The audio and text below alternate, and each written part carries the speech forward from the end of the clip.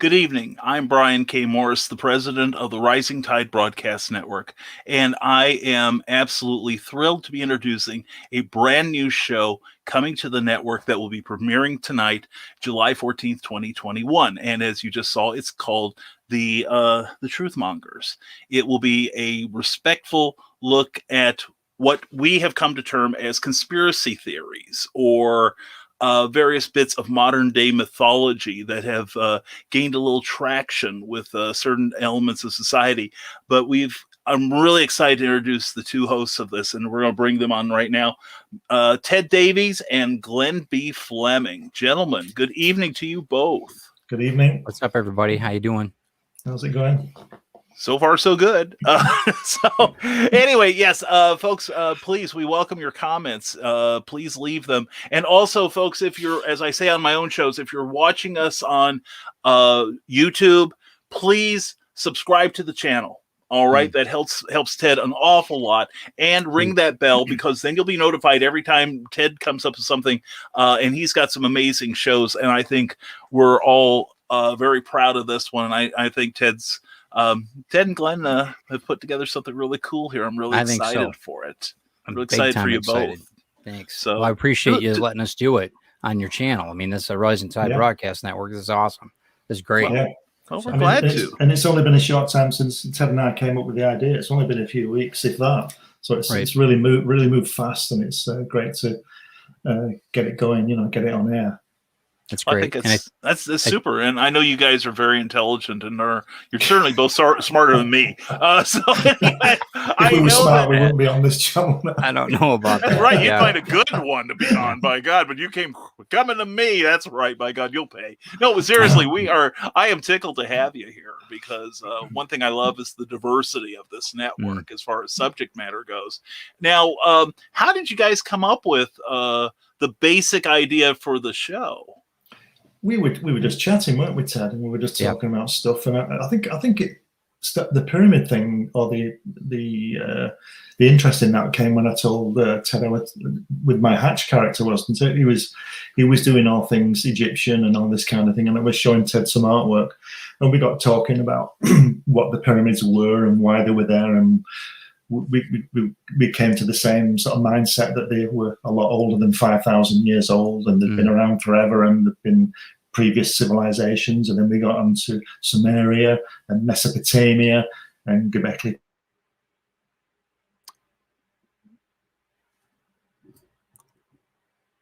We lost. Whoops. Now we'll stick on here for a second.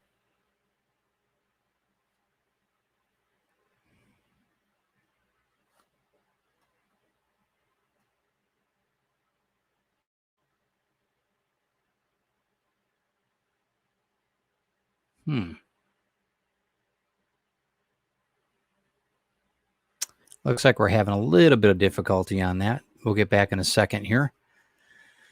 Don't know why that's coming up.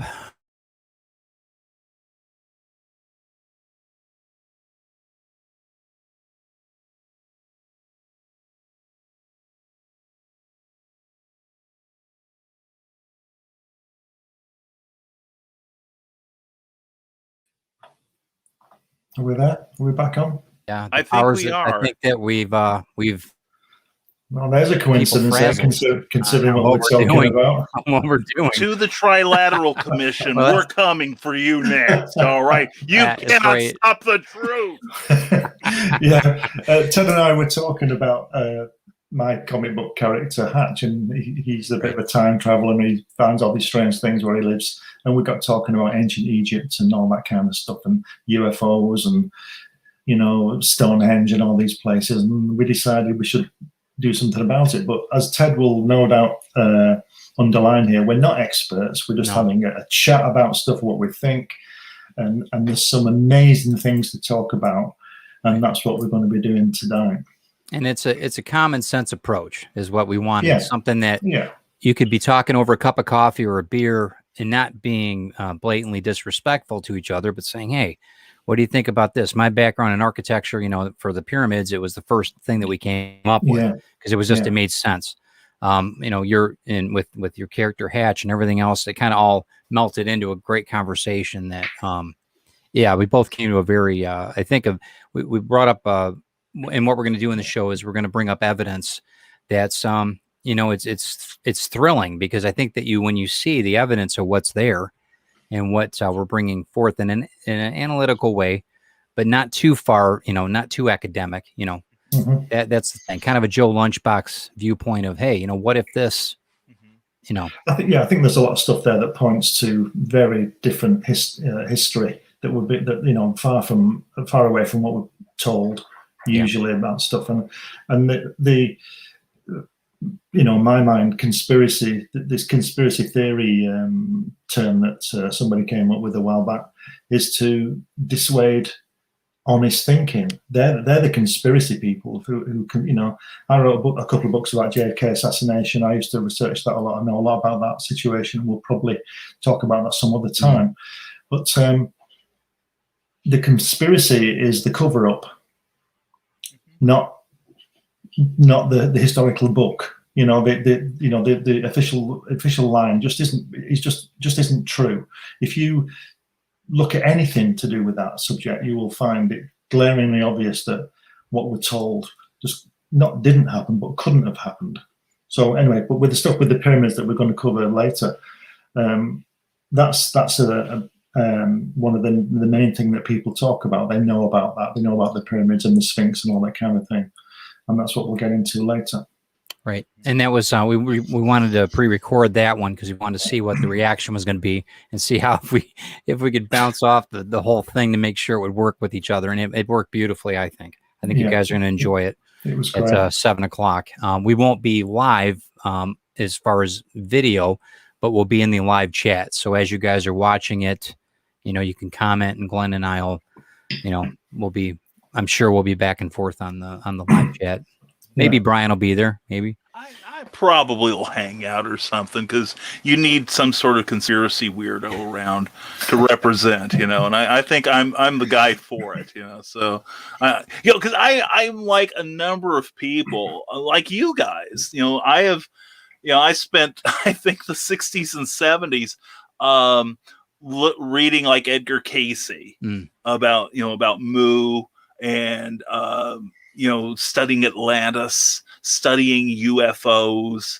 And sometimes a lot of things just that we want to believe just don't stand up to the light of reason. How many times have we been told, oh yeah, NASA fake the moon landing. But then again, with all the people that's involved, and none of them have blabbed in 50 years. It's like, it was very difficult. It was, what's he called, Neil deGrasse Tyson. He said that he would, he's an astronomer and a bit of physicist, I think, and he's a clever bloke. And he said somebody asked him whether the Apollo moon landings were faked, and he said no. He said because it would have, if only that it would have been easier to go to the moon than to cover it, to fake it, right? Because like you say, Brian, somebody would have said something. Oh yeah, and there's so many variables. There's so many variables of how it could go wrong, being a lie. There's just too many. Yeah, that's right. And I'm not covered up about it, but I'm sure it happened. And we're going to be that's funny. That's going to be our first live show. Is going to be about the moon. Yeah. We're calling it "The Men on and in the Moon," is what we're going to call that episode, and that'll be a live one. That'll be coming up the 21st. Well, I think I spoke to. I published a book called "The Dark Side of the Moon," which was about NASA astronauts that didn't go to the moon because of the training. They died in training and things like that. They would have probably been household names because they definitely would have gone to the moon. But I talked to three of them. I'm lucky enough to have spoken to 3 of the astronauts who walked on the moon. There's only 12 people who walked on the moon, and I spoke to 3 of them. And they're really interesting people and all that kind of thing, and they're very clear and lucid and all that. The descriptions are great. But if they didn't go, they must be really, really good actors, unless they've been hypnotized or something. And then you get into that area where it would have been easy just to send the guys rather than hypnotize them in the hope that they wouldn't reveal something later that proves that they didn't go. So it's just great talking to them, and fascinating things. But the reason I wrote that book, The Dark Side of the Moon, about the NASA astronauts that didn't go to the moon, is because there are so many books about NASA astronauts going to the moon, you know, the usual names, you know, Armstrong and Aldrin and all these people. And when I write a book, I tend to try and put a spin on it and look at it from a different angle. And as far as I know, that there weren't any other books about the astronauts who didn't go to the moon. So that's the way I approach things. I always put a spin on it, you know, rather than just write a book about the 400 other people have written. Right. Well, and also you talk about people who believe in the conspiracies despite the overwhelming evidence. Now, granted, there are some what we'll call theories, not necessarily conspiracies, but, you know, like there's certain possible validity to UFOs, pyramid power from the 70s, like that. You know, what do you guys think makes people want to believe in these things? What do you think makes people want to believe that aliens have visited this planet, or that the Earth is the center of the universe? What makes you guys think people want to believe in that sort of thing? Well, I would say that we used to be taught that the Earth was the center of the universe, and that's through religion. That's just control. Because if you look at the historical documents, you get people like Plato and Socrates and Archimedes, and those guys were alive 500 years before Christ.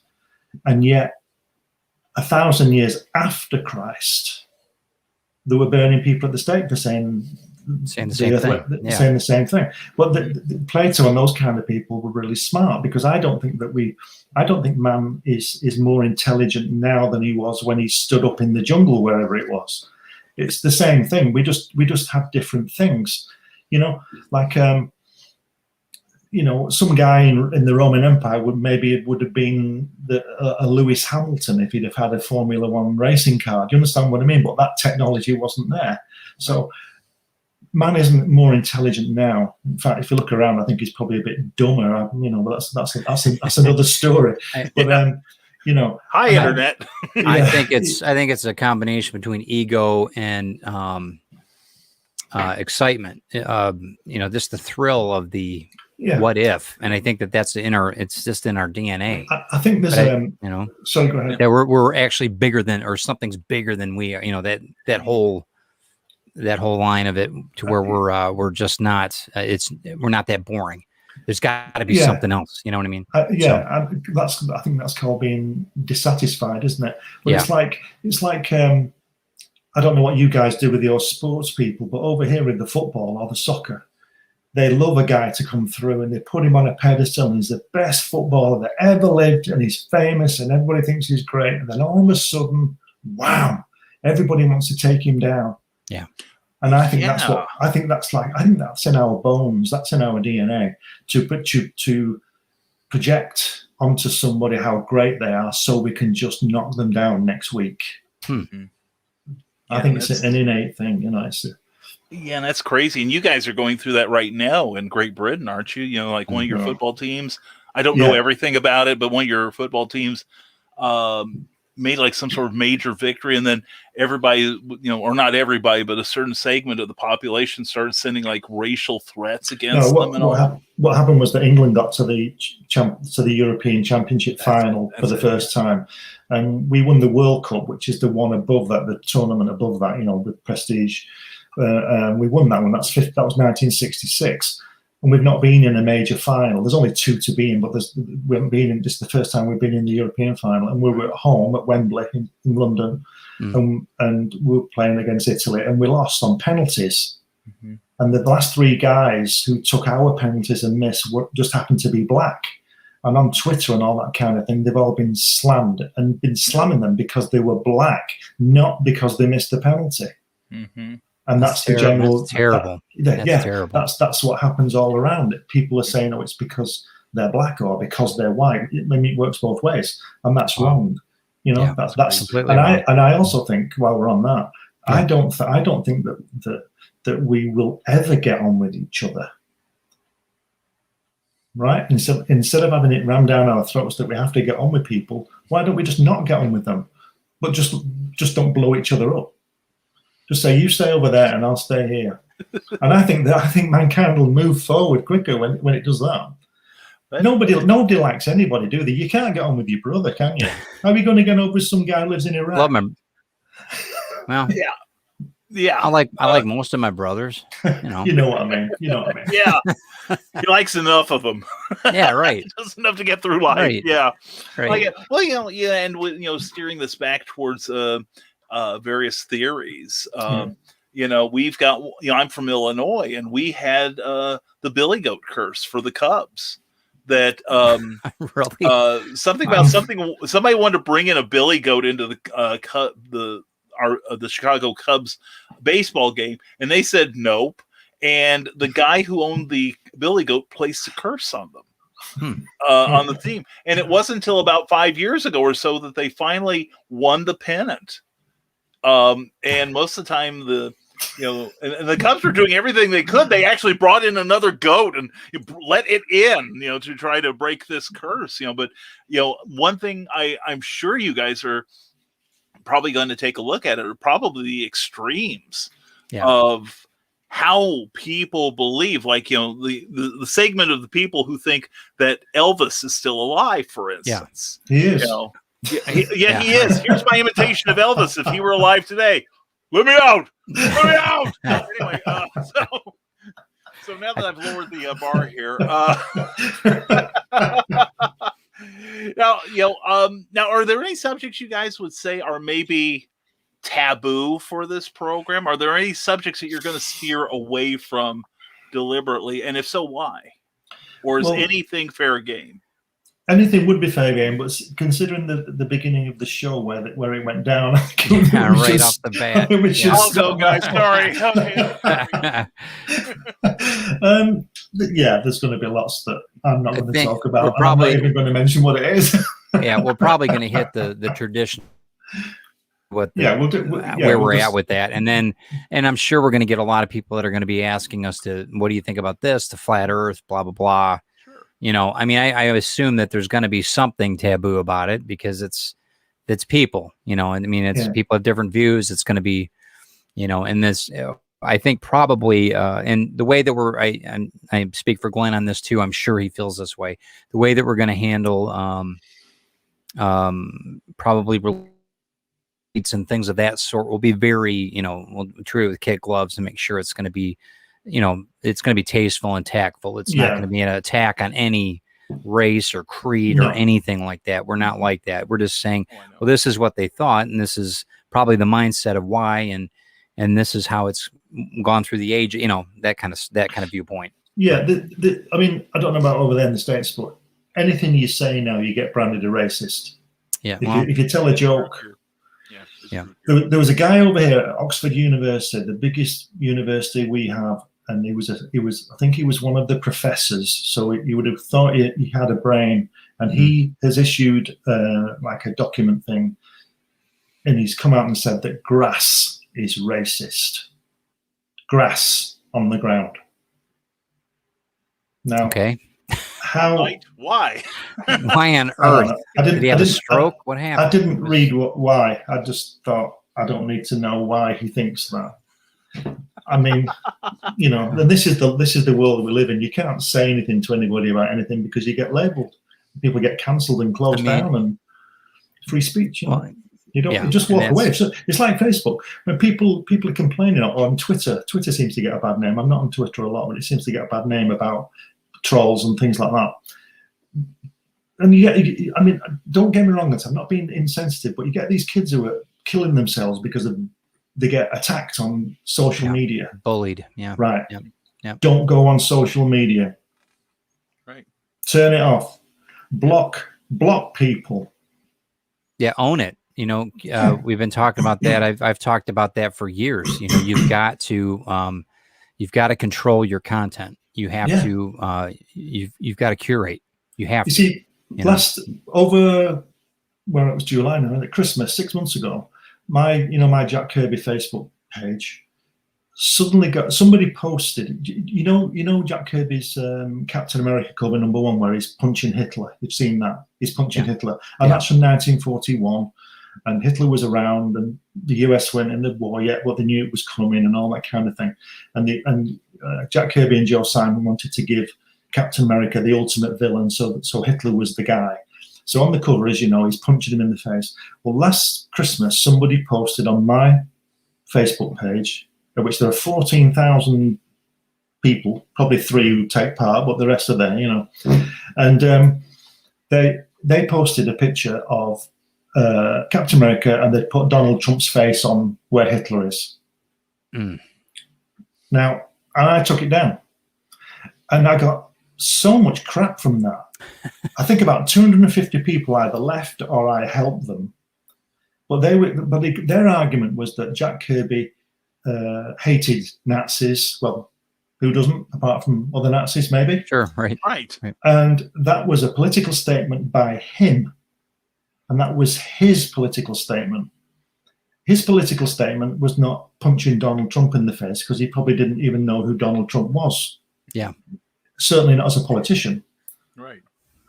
So I didn't allow that. I'm not saying I agree with it or disagree with it. I'm just saying I'm not allowing that. And I just said to them, I'm not allowing that. And then somebody came on, a famous artist, I won't name the famous artist, came on and said to me, did I realize, that a lot of people have Black Lives Matter emblems around their Facebook circle picture, you know? Mm-hmm. And I just put yawn and closed the comments, because that's not what I was saying. You can have what you want, but I'm not having people changing artwork, you know? Do you see what I mean? Yeah, I know. And that's, you know, the spin of it all. And that really goes along with, in some types of conspiracy theories. I mean, it's the spin, it's the agenda, it's the, right? So, and I know that we're kind of a little off subject on some of it, but I know that there's things that I know that I don't think that we're going to be probably tackling a lot of the world's, because we can't solve it, the racist problems or anything. This is an entertainment line to where I think it's going to be interesting to see. But the psychological side of it, I know that I'd love to have a person like Carl in to talk about why we are prone to look at things in such a draw the line here, you know, and then is this a conspiracy? What is this? Are they trying to control us? You know, I want to see that whole psyche behind everything that we're doing too, whether it be the moon landings or, you know, whether a UFO is in your backyard in the cornfields making signs or whatever, you know. Yeah, I think we're going to cover a lot of historical stuff, aren't we? Yeah. And hopefully we'll still be here this time next year doing it, because there's so much stuff to cover. Oh, it's, you know, I mean, if you take into consideration UFO landings and sightings and abductions and all that, we're not going to cover that in one show. No, you know, we're going to keep. It's going to be an ongoing. Yeah. We're going to keep back to that. They're just announcing it now at the Pentagon, and what they're finally admitting that there's, you know, a phenomenon that they don't know about. You know, it's fascinating times right now. You know, what's happening. I'll tell you something that I think is part of a conspiracy to cover up is the fact that when people say in the past, you know, before these Navy films were coming out of these alleged UFOs in the crosshairs, you've seen all those, and those are from 2004. So it's nearly 20 years old. So you wonder what's going on now. Right. But I don't know what I was going to say. You're talking about the conspiracy theories and Brian, help me out here. In relationship to UFOs, that we are going to get a whole bunch of stuff declassified, and put into full disclosure. They haven't admitted to anything since Project Blue Book back in the 70s. Right. What I was going to say was that the people who, if you say to people about UFOs, they immediately think little green men or Martians, but you understand what the term UFO means. You know, and I've always thought I've always thought they were just advanced aircraft. Sure. But I think, and I've read a bit about this, and it doesn't mean I'm right, but I think it's that they are advanced aircraft, but I think they're using alien technology. Yeah. Yeah. And see, that's one of the ones that we're going to do. That's definitely the show we're going to do. And they're still not being flown by little green men. No. Because they're grey and they're not green. Yeah, exactly. So- And plus, they took the technology, it landed in England, and that's when Emil Gargunza took it out and used it on Mickey Moran to create Miracle Man. See, I know my stuff. I went straight to the source for this one. Wow. Glenn knows what I'm talking about. That would be an Yeah. interesting. That would be a really interesting conspiracy. That's a show that we could do about comic books and how they correlate with conspiracies. Superman. They talk about Superman being part of the Anunnaki ideal, and that would be a really cool. I think that would be fun. We need to do that one. Well, That's cool. I can give you one, and it's something I just recently learned, and I know Glenn will understand a lot of this as a comics expert as he is. That you look at, well, none of us are truly experts, right? But anyway, scary thought. but you Yeah, look right. at- I'm just kidding. yeah, it's getting deep. Roll the pants like it's too late to save your shoes. But anyway, if you look at comic books from the very early 40s, you see everybody's fighting the Nazis. That's a given. But you see them being drawn fairly realistically. But as the war progresses, you start to see like the Italians look slovenly. The Germans look like muscle-bound barbarians. The Japanese are drawn to look almost demon-like. Yeah. And I read something recently from Fantagraphic Books. I'd have to look it up, the exact name of the book, but it turns out that this was a concerted effort by the State Department to demonize our enemies overseas, so that people going over there would, maybe subconsciously, but would forget these are really human beings. Wow. They'd go over there, with this image that I'm going over there killing monsters, not killing other people who have the same motivations to get through life that we do. Well, that's an extension. That's an extension of the training in the military, isn't it? Because you don't want to be thinking that it's a human being you kill and it's this thing. But I've got a great book on I think it's called War Art, and it's all the propaganda posters. And it's funny you were saying about the Germans. Well, the Soviet ones, they all look like they're made out of granite, and they're all like this, And they're absolutely fantastic. And then you get things like there were some British ones, and you've got the German guy, and he's got a baby on the bayonet on his rifle, this kind of thing, and all that sort of really, really powerful stuff. But some fantastic artwork in there, some great concepts. Not that was one, but it was amazing. When I saw it, I couldn't believe that somebody would either come up with it and then draw it and use it. But Goebbels was behind a lot of this. Not that one, but a lot of the propaganda thing, as you know. And he was involved in all that kind of thing. But Stalin, he loved having these guys drawn like they're made out of granite, as they draw the women as well. Yeah. So it's all propaganda. It's all to dehumanize. One of the things too that Glenn and I were talking about, and I really, really want to delve into this on the conspiracy show, is Rapa Nui, and what if were there giants, there were many different avenues. I mean, he's been there, so it's he's the expert when it comes to Rapa Nui. In fact, he's even got a book. You're talking about all the books that you've written, and we've got a. Do you mind if we throw a promo up since we've got it? Since we're talking about it. Hold on 1 second, Brian. Please do.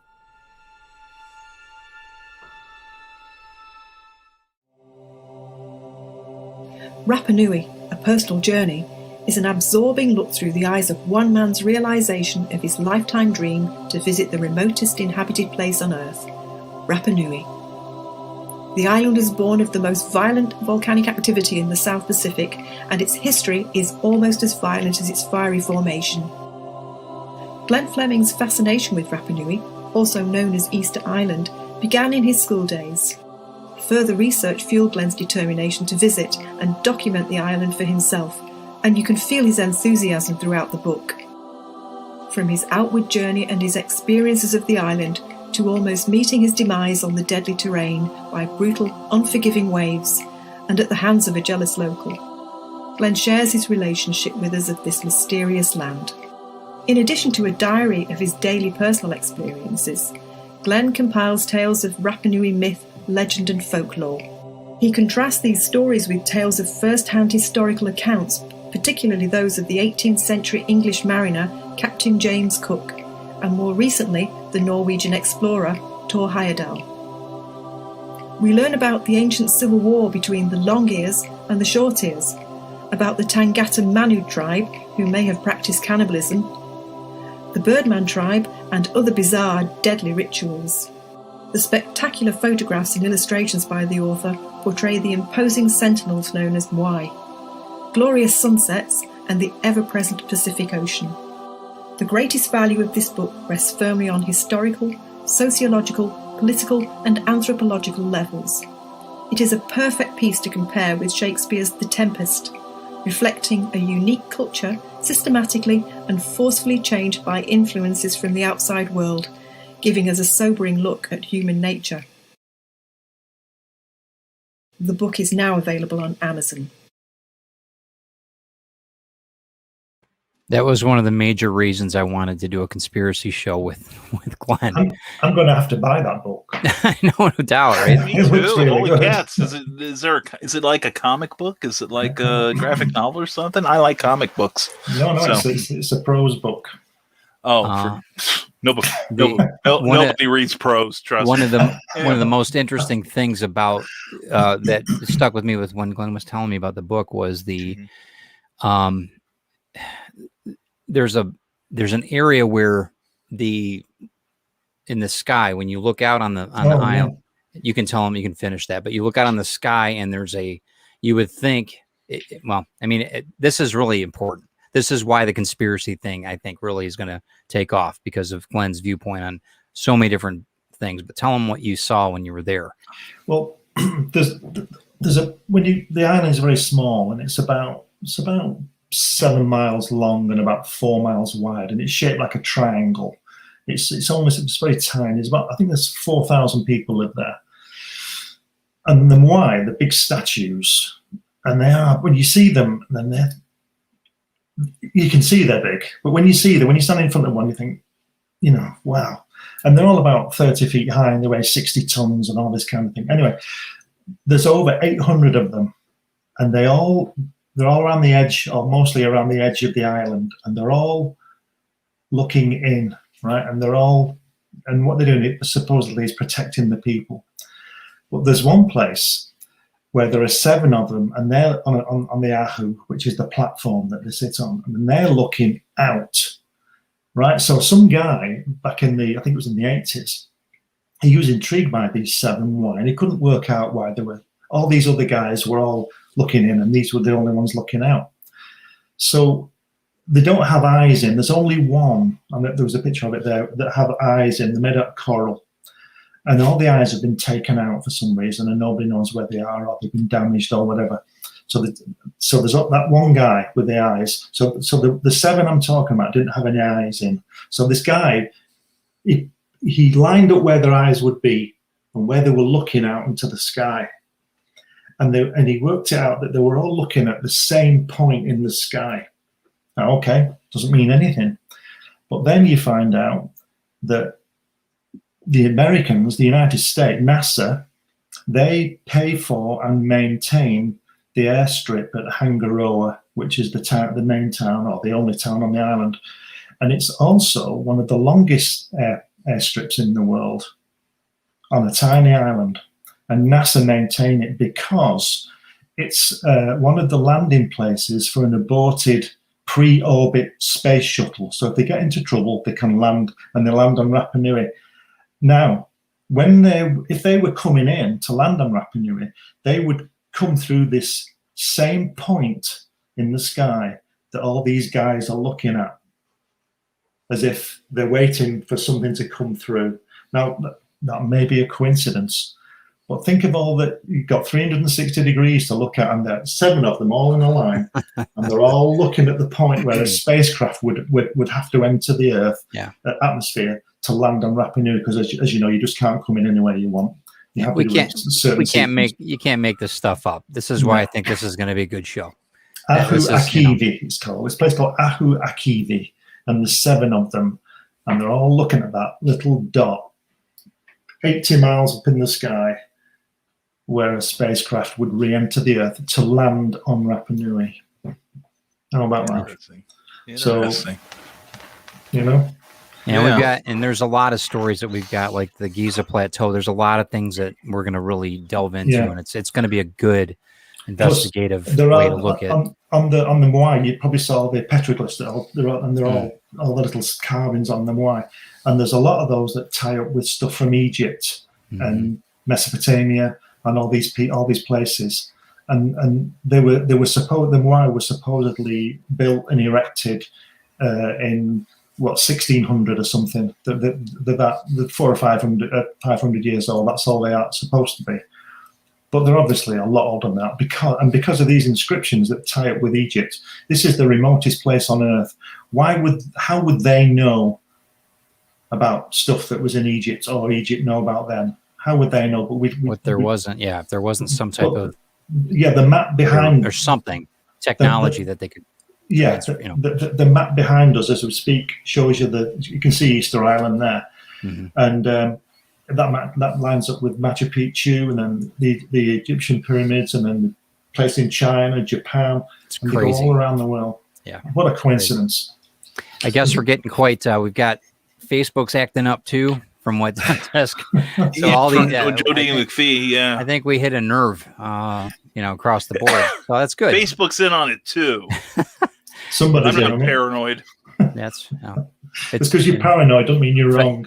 It's right. Exactly, that's right. Exactly right. I think that's our hook line. You don't have real enemies. I think that'll be the hook line for the show. Yeah. Exactly. And by the way, that's a good reminder. We want to say hello to Donna, Carly, Carlene, Dan Hollifield, Carl Witzman, and from the desk of a small press publisher, all joining us on YouTube. Thank you all for doing so. And if you have any questions of these wonderful guys up here, please do not hesitate to type it in, and go ahead and see if you can stump the band here. This should be interesting. So I know that the show is going to be starting here in about 20 minutes. So I know we want to keep an eye on time, just because I want everybody to watch the show, not me blab. I'm a professional. Watch this. Anyway, professional what? We're not sure. But anyway, no, please, everyone, if you do have a question or something for Ted and Glenn, please don't hesitate to ask. We would love to hear them. Now, this is going to be a weekly show, correct? Yeah. We think so, yeah. If we don't get pulled, if we don't get cut off. Yeah, I think it should be. Yeah. It After the start of the show, who knows? In theory, in theory. The black vans are pulling up in front of your house now. But and how much research does it take you to put together? Judging from your first episode that we'll be watching in about 20 minutes, about how long did it take you to put together the research and make this wonderful between you? 80 years. Yeah, between us? I think that we've already gotten in the back of our mind, and we just pull it together right before, literally maybe a day before, we kind of get everything rolling and make sure it's on the same track. As we said at the beginning, we're not saying we're right about anything. We're just questioning things. We're just bringing what we've.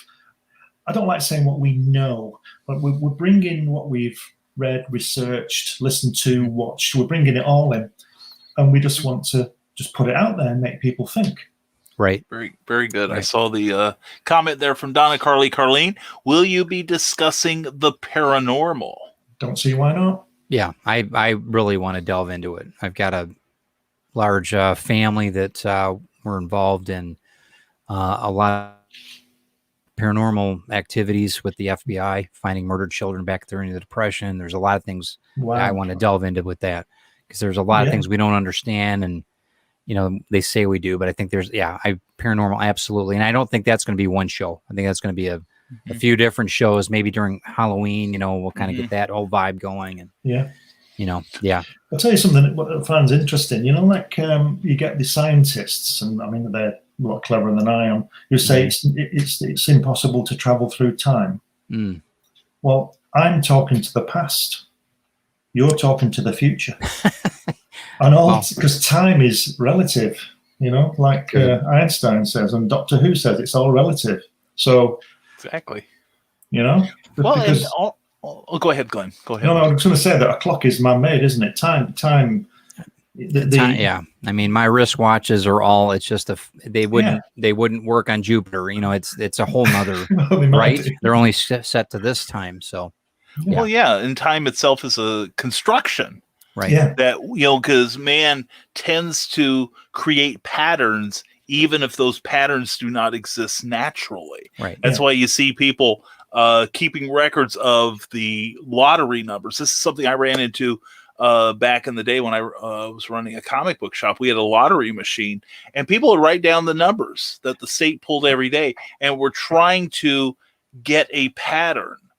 Yeah. From these numbers, and the thought that okay, tomorrow it's going to be this number, and then Wednesday it's going to be this other number. So I can confidently tell those people that there is much chance of, I don't know how many numbers you guys, I think we have 8 on ours, of getting those 8 numbers randomly from the trillions of there's as much chance of you getting the winning numbers on that or in that sequence as there is 1, 2, 3, 4, 5, 6, 7, 8.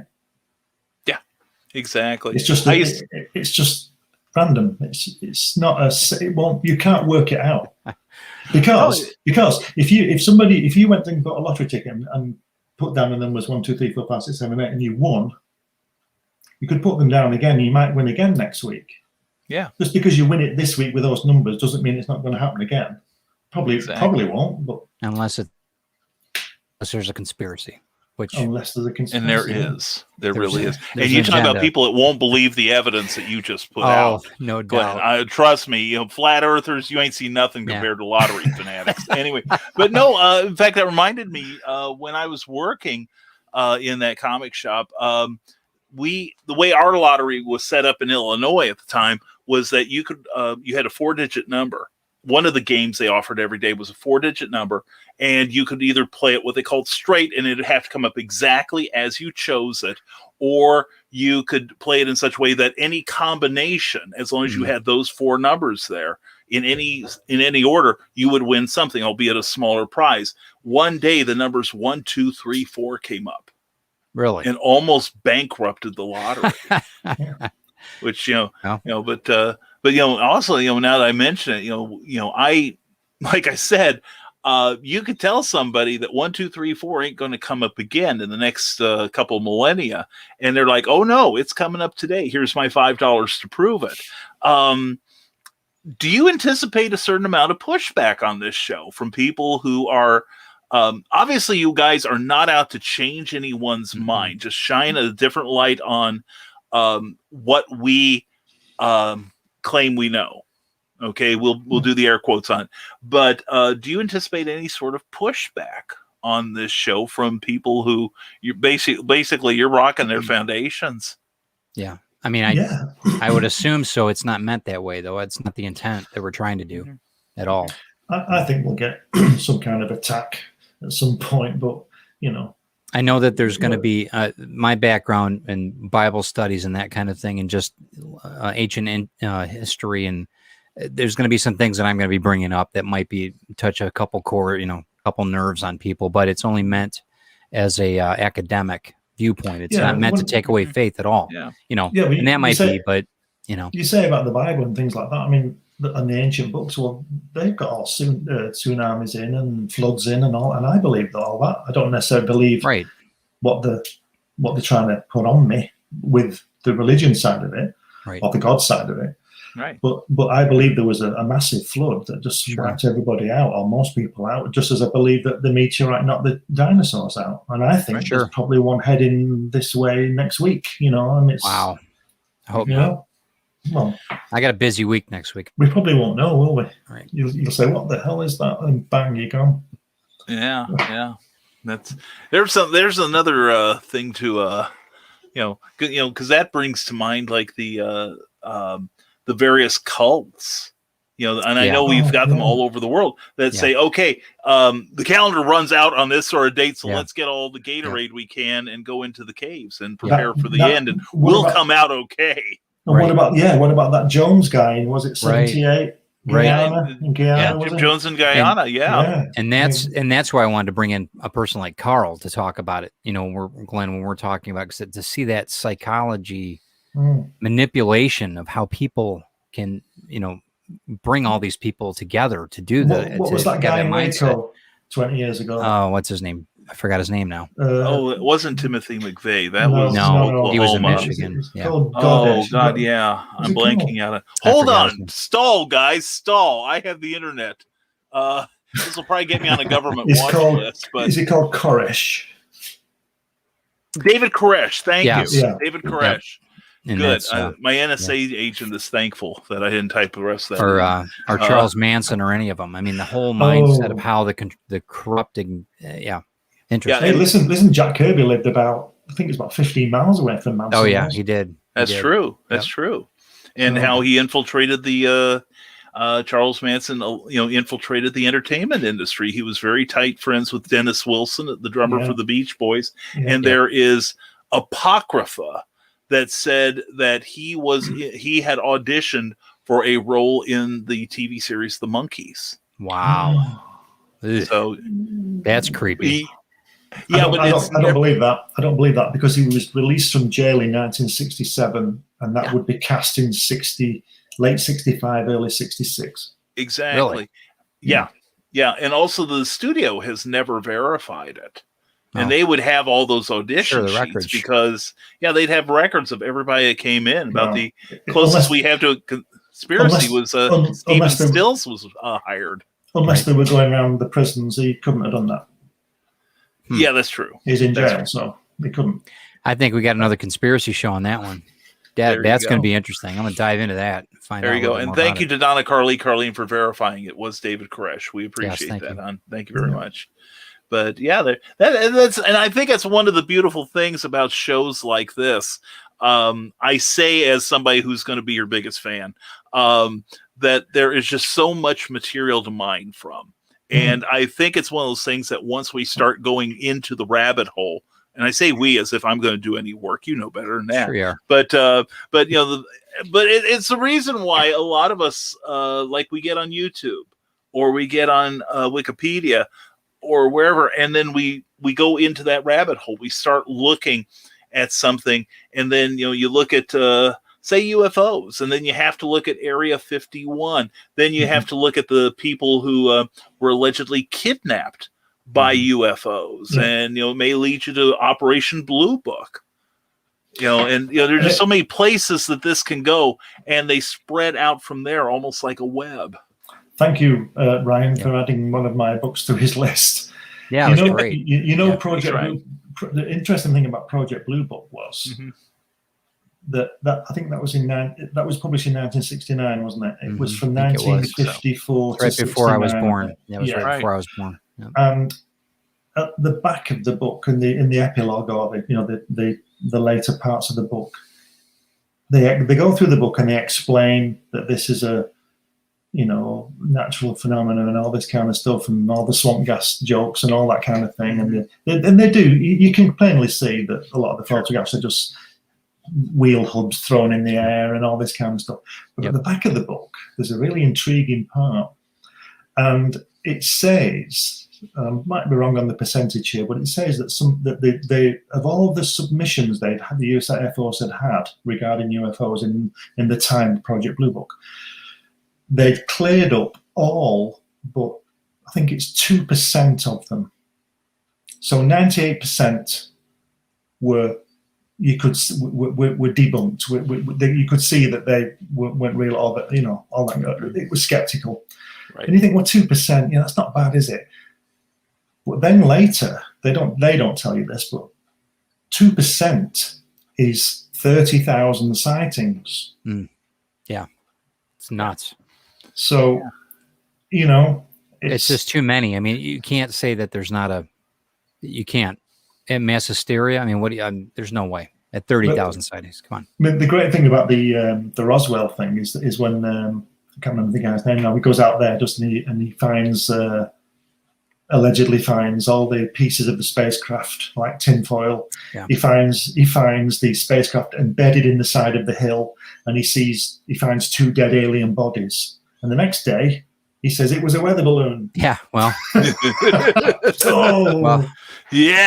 was that glass of moonshine that I had. It was, it's a cover up 101. Yeah. And then the guy the farmer whose farm it was on. Yeah.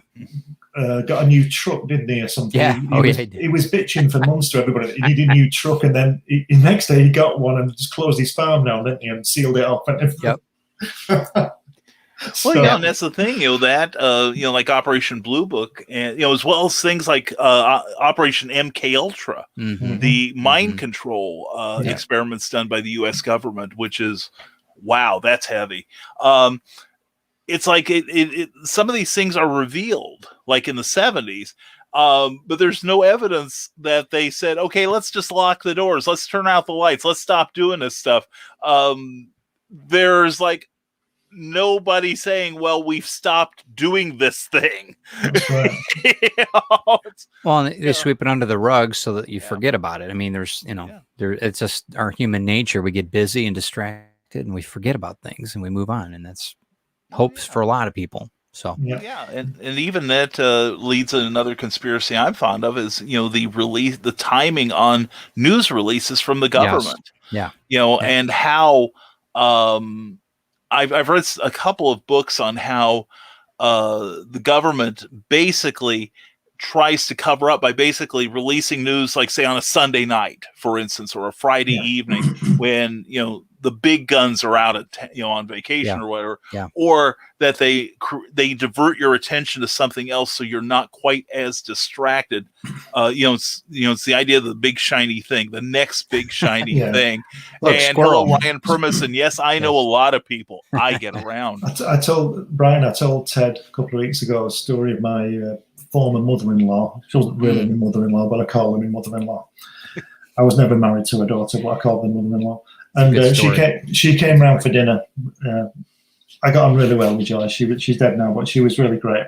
And her husband Colin, and they came round for dinner. And it was a Sunday night, and there was a guy called, I can't remember his first name, a guy called Presley, and I don't mean Elvis, who was in a rock group in England, and he's a big UFO man. Reg Presley? That's the one. Yeah. From the Trogs. Yes. And he's a big UFO man. Only you're gonna know that. I wouldn't have not known that at all. And he had a wild thing too. You've probably seen this film. It's called The Alien Autopsy. It's supposed to be this alien. You've seen it. Yes. That Sunday night was the world premiere of this film. Now, I didn't think for 1 second it was going to be real, but you've got to watch it because it might be. It's a train wreck. Yeah. So we've had dinner and we're having a drink, and I said to Joyce, I'm sorry about this, but I'm going to have to go upstairs to my studio and watch a program on the TV. And she said, what program? So I told her what it was. That this is an alien having an autopsy and proof of alien life, and that we're not alone, and da-da-da. And she said to me, can't you tape it and watch it tomorrow? That's it. Woman, what are your priorities? That's the mindset that a lot of people have. And I said to her, well, I will be taping it and I probably will be watching it tomorrow, but I'm going to watch it live. Because if it had been real, but I didn't expect it to be real. Yeah. And it's clearly not when you watch it, but you've got to watch it, haven't you? What if it is? I mean, that's one of the reasons why they don't reveal the existence of UFOs to us now, because half the planet is always asleep. Yeah. Right. Yeah. So if Australia get it, we're asleep, and we're going to say, why don't you tell us first? Yeah. Yeah. Yeah. That's true, and especially since we still have a little bit of the same mindset with televised events and everything. It's the reason, like, years ago I watched, I think it's like 89 or something like that, but they had a live special on, they had the live specials, like opening Capone's tomb was the thing. Yeah. And then with Geraldo Rivera finding it was a safe. It was a safe, right? It was a safe in that. I remember watching it. Yeah, I think bank safe or something he had. Yeah, that's crazy. And also there was also one with William Shatner where they were going to have a seance to talk to the ghost of Harry Houdini with predictable results. So, but people want to believe. People want to be part of these. Yeah, I can tell you all about it, Glenn. It was funny. It was a great show. We have a program. We don't watch it now, but there's a program called After Dark or something, and it's something to do with all that ghost thing. And they have this this live-a-thon, and it was on for like 10 hours. And there was this guy, it was up in Scotland, and there was this guy, and it was the funniest thing. They were doing regressing people to other lives, and there was this little woman, little old lady, and she's sitting there, and they've hypnotized her, right? And the guy says to her, and this woman's called Agnes, okay, but she's been regressed, right? So she's not Agnes anymore. She's been regressed, and he says to her, "Tell me, Agnes, who are you?" Right? He calls her by her name. "Who are you?" And she says, "I'm Bodicea." Or Boudica, but she said Bodicea. You know, have you heard of Boudica? You know Boudica? Yes. Right. This woman who killed the Romans. She was a British woman who fought the Romans when they came over. And she said she's Scottish, and she said, "Oh, I'm Bodicea." And he said, "Oh, wow." And he says to her, "What are you doing?" And she says, "I've just been raped by 40 Roman soldiers." And he goes, "Oh, never mind that. What's the weather like?" "Oh, it's very nice. It's clear blue sky." Oh my God. Oh my God. Yeah. Oh my God, that is funny. You notice how when you hear regressions, most of the time it's like I was this major figure. It's never like I used to clean the troughs in the Roman Colosseum. Right, you know? right. I'm no one. You never hear that. I used to like Shirley MacLaine, but when I started reading her books in the 70s, I thought, "Oh, the woman's a crazy woman." She was on an interview, program over here in the 70s, and she's Shirley MacLaine. You know, she's gorgeous, and she's this actress, and everybody loves her. And she said she was talking about previous lives. And she'd been Joan of Arc, Cleopatra, like you say, they're always famous. Why couldn't she be the guy who was killed on the Somme that nobody knows about? You know what I mean? Yeah. Or some kid that got stuck up a chimney cleaning it. You know what I mean? Like exactly. Yeah. Everybody wants, and that's probably why so many people, I think personally, why they want to buy into some of these theories, in that there is almost like a fraternity or sorority. And there is this pride of membership, even though there's no leaders, there's no dues to be paid or anything. Now, I see that we're coming in with a couple of minutes left. Now, I do want to ask Glenn one thing. You've mentioned that you're going to have special guests on the live shows and stuff. Will you have Steve on here? There's a possibility, yeah. Because do you want to explain that? I think that, I don't know. I think we should get Steve and his friend on, because Oh, that's true. His friend is the one that knows everything, and so his friend believes everything Steve says. Yeah. So we should get both of them. I got 2 cents to put in on that, but we'll talk about it later. 2 cents being we're never inviting Brian back again to bring this stuff up. So. So are we going to go, Ted, to the top of the hour here, or are you ready? I think we're there. I think it's already it's starting to premiere now. It's shortly going to premiere. So if you guys want to sign off, and it's going to go live here in a minute. So it's premiered. Okay. Well, enjoy it. Enjoy it, everybody, and let us know. Yeah, please do. We'll be in the live chat. Brian, thank you. Yep. And thank you all. Thank you guys, and good luck with this show. I'm looking forward to seeing it. Thank you, Brian. You rock. I appreciate it. Thank you, guys. All right, we'll talk to you soon. Have a good day, guys. Thank you.